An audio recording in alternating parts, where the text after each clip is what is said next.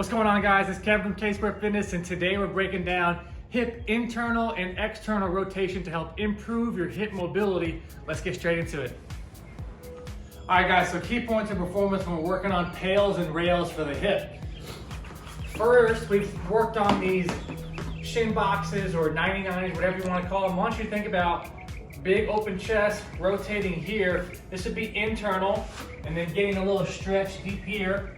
If you can use your core, your hips, and you can rock through this with no hands, that's what I prefer, but most people need a little bit of support back here. But try to go no hands, push your knees out, and then rotating down. What's up, guys? I wanted to interrupt this video to remind you to smash that subscribe button, and after the video, down in the description below, I've got a mobility course that you can take so you can improve your mobility and move better. So let's get back to the video. Boom. So that's gonna be rotating back first.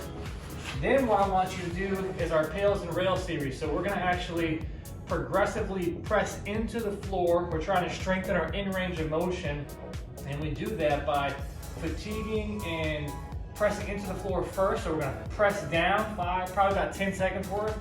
And if you think about it on a percentage scale, over the 10 seconds, I'm gonna gradually increase the pressure. So 10%, 20%, 30, 40, 50, 60, 70, 80, 90, pushing as hard as I can into the floor. Then we'll take a breath, and now I'm gonna, at first you'll probably have to lean back a little bit, but over time we wanna get it on top of this as much as we can, and we're gonna work on externally rotating and lifting. And what we're trying to do is strengthen that in-range motion, so it looks like this. Lean back a little bit if you need to, and then you're gonna lift up.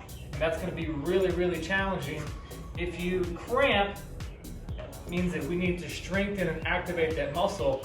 And it's very common in the beginning, you might not even be able to lift this leg because we're trying to connect that mind to muscle contraction. But if you do this over time, you'll be able to lift that leg and strengthen that. You'll repeat maybe 3 to 5 reps per side, pushing down for 10, taking a break, and then lifting up for 10. And then we'll work the opposite. So here, we're gonna push down into the floor. We're now working on internal rotation.